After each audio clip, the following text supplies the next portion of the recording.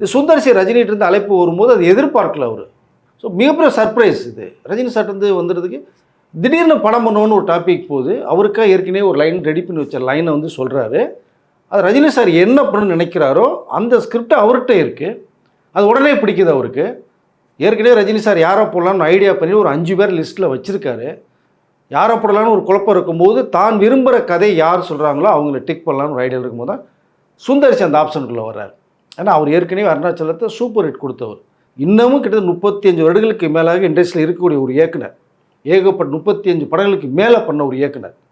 ரஜினியை கமலையும் வச்சு டைரக்ட் பண்ண ஒரு இயக்குனர் வேறு. ஸோ அப்போ அவர்கிட்ட நல்லா இருக்குன்னு இந்த கதை கேட்கும்போது உடனே ரஜினி சார் ஓகே சொல்கிறாங்க. பட் சுந்தர்சிக்கு இங்கே என்ன இடிக்குது அப்படின்னா இது கொஞ்சம் லேட்டாக தான் வரும் இந்த ப்ரொடக்ஷன். இப்போ நம்ம எல்லாமே முடிச்சுட்டு வெளில வந்துடலாம். நான் விஷால் படம் வேறு கமிட் பண்ணியிருக்காரு.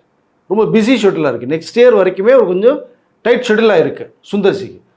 இது பிறகு தான் வரும்னு நினச்ச சுந்தர்சி இல்லை உடனடியாக நம்ம ஷூட் ஆரம்பிக்கணும் அப்படின்னு ரஜினி சார் சொல்லும் போது தான் அவர் ஒன்றும் புரியல. அப்போது என்ன திங்க் பண்ணாங்கன்னா சரி என்ன பண்ணலாம் அப்படின்னு முன்னாடியே பேசிக்கலையா? முன்னாடியே அந்த கதையை பற்றிலாம் பேசியிருப்பாங்கல்ல, எவ்வளோ தூரம் போகும் என்னெல்லாம் பேசியிருப்பாங்கல்ல. இல்லை என்னென்னா ரஜினி சார் ஒரு அழைப்பு வருது.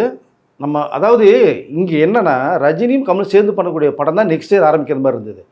அங்கே தான் டைரக்ஷனுக்குள்ளே யாருங்கிற மிகப்பெரிய குழப்பம் ஓடிக்கிட்டே இருந்துச்சு ஒரு 3-4 மாதமாகவே.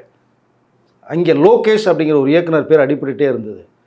அவர் ஆஃப்டர் கூலிக்கு பிறகு லோகேஷ் லாய்க்கு இல்லாதவர்னு சொல்லி தான் அவர் வேணான்னு முடிவு பண்ணார் ரஜினி சார்.